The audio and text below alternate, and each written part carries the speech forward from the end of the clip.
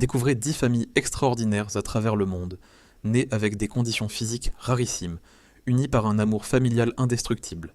Numéro 10. La tribu des Vadoma, les gardiens des Piadochdaoch au Zimbabwe. Au cœur des forêts denses de la vallée du Zambèze, au Zimbabwe, vit une communauté isolée dont les membres portent une signature génétique fascinante. On les appelle les Vadoma, mais le monde les connaît sous le nom de peuple à pied d'autruche. La majorité des membres de cette tribu naît sans les 3 orteils du milieu, ne laissant que le gros et le petit orteil qui se courbent vers l'intérieur. Cette condition médicale rare est l'ectrodactylie, une anomalie congénitale qui affecte le développement des membres. De loin, on pourrait imaginer un fardeau, une tragédie physique qui entrave chaque mouvement. Pourtant, la réalité humaine est d'une beauté désarmante. Loin d'être un handicap, cette forme unique est devenue un atout précieux dans leur environnement sauvage. Les Vadoma sont d'excellents chasseurs et cueilleurs. Leurs pieds, dépourvus d'orteils centraux, agissent comme de puissantes pinces naturelles, leur permettant de grimper aux arbres avec une agilité déconcertante pour récolter du miel ou des fruits sauvages. Pour les Vadoma, il n'y a pas de larmes ni de honte. La tribu s'est adaptée avec une dignité remarquable, interdisant même les mariages en dehors de la communauté, pour préserver cette caractéristique qu'ils considèrent comme un héritage sacré de leurs ancêtres, venus, selon leur légende, des étoiles. C'est une magnifique leçon d'harmonie avec la nature, où ce que le monde moderne qualifie de malformation est célébré comme un don inestimable de survie. Numéro 9. La famille de Jesus, Kui. Aceves, la dynastie des Ludjogaru au Mexique. Dès la naissance, le regard des nouveau-nés est entouré de cette barrière de poils qui les isole instantanément du reste de l'humanité. Le quotidien des Acèves a été marqué par une cruauté sociale dévastatrice. Rejetés par les écoles, insultés dans les rues et marginalisés par la société, beaucoup ont dû travailler dans des cirques ou des foires aux monstres pour subvenir à leurs besoins, acceptant d'exposer leurs différences pour survivre. Pourtant, derrière les grilles et de cette exploitation bat un cœur familial d'une solidarité inébranlable. Les Aceves ne se sont jamais laissés abattre. À la maison, à l'abri des regards indiscrets, ils partagent des éclats de rire et de rire, cuisinent ensemble et s'aiment avec une tendresse infinie. Numéro 8. La famille Pulan, les soleils d'or de l'Inde. Dans les ruelles bouillonnantes de Delhi, en Inde, une famille brille d'une lueur unique au milieu de la foule. Rosetori Pulan, son épouse Mani et leurs 6 enfants forment la plus grande famille albinos du monde. Atteint d'albinisme complet, un trouble génétique qui empêche la production de mélanine, ils se distinguent par une peau d'une blancheur de porcelaine, des yeux clairs et des cheveux d'un blanc immaculé. Dans un pays où la couleur de peau est profondément ancrée dans l'identité sociale, leur apparence suscite une curiosité parfois agressive.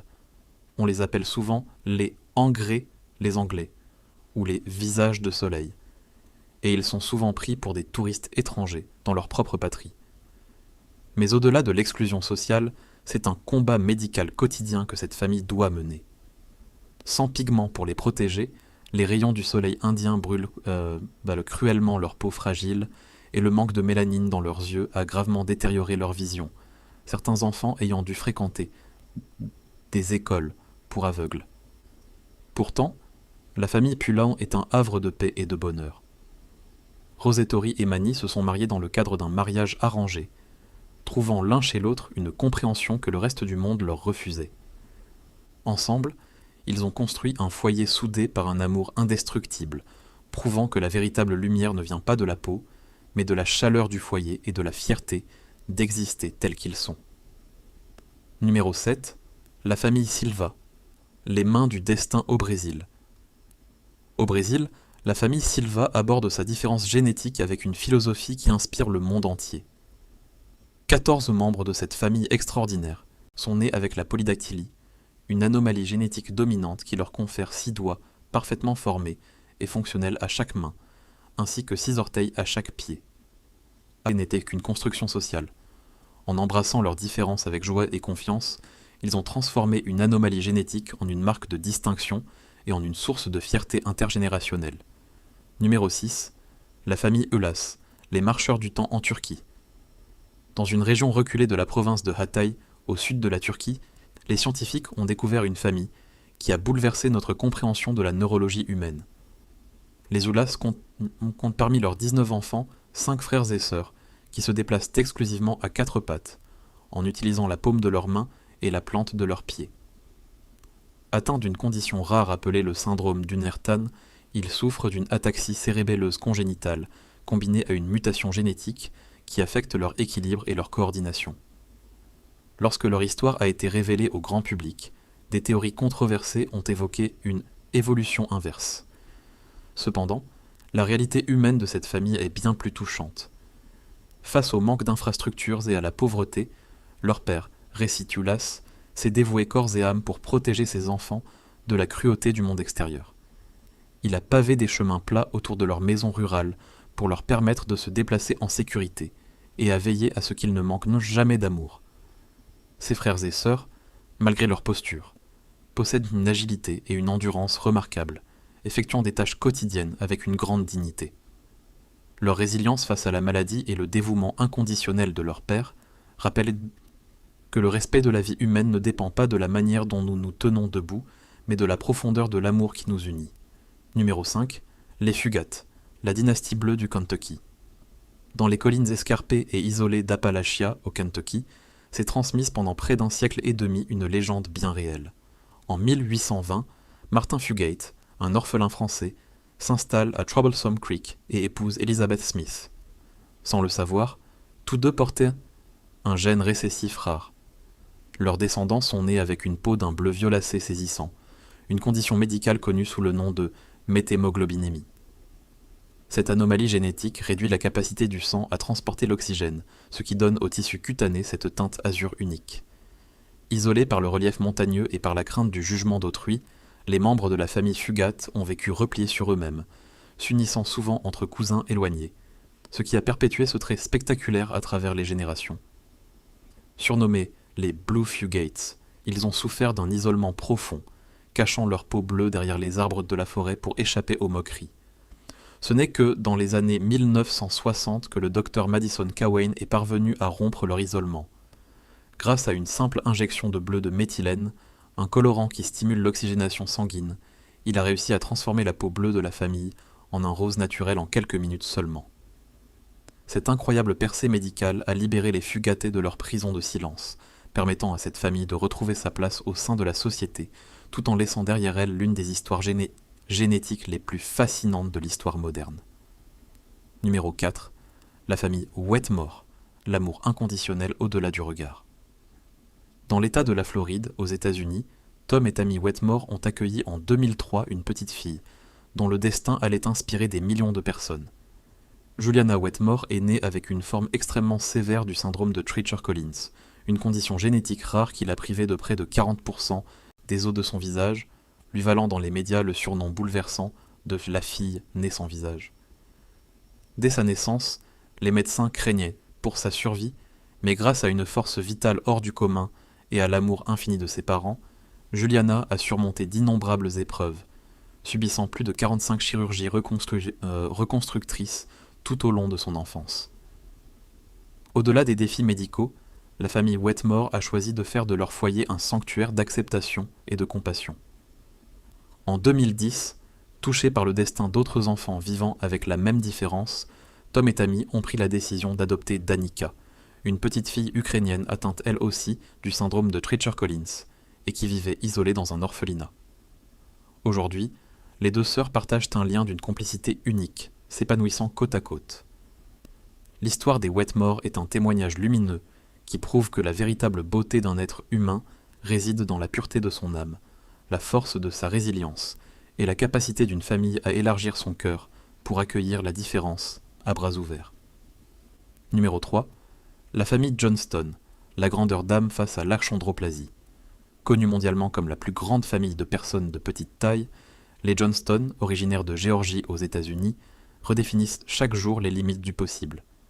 Amber, Tran et leurs 5 enfants sont tous atteints d'achondroplasie, une forme courante de nanisme qui affecte le développement osseux, limitant leur taille à environ 1,20 m.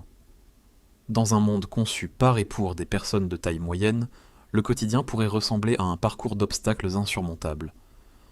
Pourtant, la philosophie de vie des Johnston est d'une rigueur inspirante. Ils refusent catégoriquement d'adapter leur maison à leur taille. Pas d'escabeau permanent, pas d'étagères abaissées. Tran et Amber ont choisi cette approche pour préparer leurs enfants à affronter le monde réel, un monde qui ne s'adaptera pas à eux. Cette éducation exigeante a forgé chez les enfants Johnston une indépendance et une force de caractère exceptionnelles.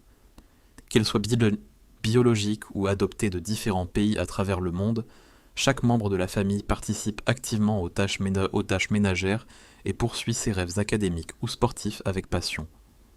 Derrière les caméras de télévision qui documentent leur vie, les Johnston incarnent la preuve vivante que la hauteur d'un individu ne se mesure pas en centimètres, mais à la grandeur de ses ambitions, à la force de sa volonté et à l'immensité de l'amour qu'il partage avec sa famille. Numéro 2. Antoine et Dejoie, l'amour plus solide que les os de verre.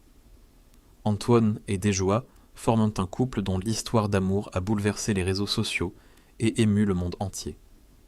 Tous deux sont nés avec l'ostéogenèse imparfaite, une maladie génétique rare, plus connue sous le nom de maladie des os de verre. Cette condition fragilise la structure même de leur squelette, entraînant des fractures osseuses au moindre choc. À eux deux, Antoine et Dejoie ont subi plus de 600 fractures au cours de leur vie, passant de longs mois dans des plâtres et apprenant à vivre en fauteuil roulant. Lorsqu'ils ont annoncé qu'ils attendaient un enfant, la communauté médicale et les internautes ont réagi avec une vive inquiétude, voire de sévères critiques, les qualifiant d'irresponsables face aux risques vitaux de la grossesse pour Dejoie et à la probabilité de transmettre leur maladie. Pourtant, leur fille, Atara, est née prématurément après de dures épreuves et de longues semaines d'hospitalisation. Aujourd'hui, elle grandit entourée d'une tendresse inouïe. Face au jugement extérieur, Dejoie a répondu avec une dignité désarmante. Les gens pensent que nous souffrons, mais nous ne faisons pas que survivre, nous prospérons. Ce couple extraordinaire prouve que la fragilité physique n'entame en rien la capacité d'être des parents aimants et dévoués. Leur foyer est un sanctuaire de résilience, où la douceur triomphe de la douleur et où l'amour familial s'avère bien plus solide et résistant que le verre. Numéro 1. La famille Khan.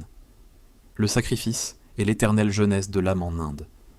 Au cœur de l'état du Bihar en Inde, s'est déroulé l'un des drames médicaux les plus poignants de notre époque.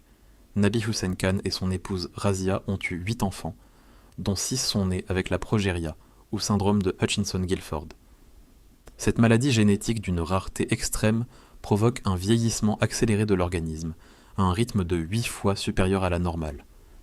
Un enfant de 10 ans présente ainsi le corps et les pathologies d'un vieillard de 80 ans. Calvitie, arthrose sévère, rigidité artérielle et insuffisance cardiaque. Normalement non héréditaire, l'apparition de cette condition chez autant de frères et sœurs au sein d'une même famille reste un mystère scientifique bouleversant. Un à un, Nabi et Razia ont vu leurs enfants, Rehana, Ikramul, Goudia et Rubina, s'éteindre prématurément, le cœur brisé par la perte de leur jeunesse envolée. Le dernier fils affecté, Ali Hussein, est devenu le visage de ce combat courageux. À seulement 14 ans, emprisonné dans un corps centenaire, Ali refusait de se plaindre. Son unique souhait était de rester fort pour épargner davantage de peine à ses parents éprouvés. Ali s'est éteint, en laissant derrière lui un message de courage universel. La tragédie de la famille Khan est une blessure ouverte, mais elle témoigne aussi de la noblesse de l'esprit humain, où l'amour parental inconditionnel a illuminé les vies trop courtes de ces enfants qui ont traversé le temps à pas de géant. Numéro 11. Moment des cas imprévus. Au cœur d'un petit village au Mexique, la famille Oloba cultive un héritage singulier, né avec des mains imposantes, façonnées comme de l'argile brute et de longues oreilles étirées, pour écouter les secrets de la terre.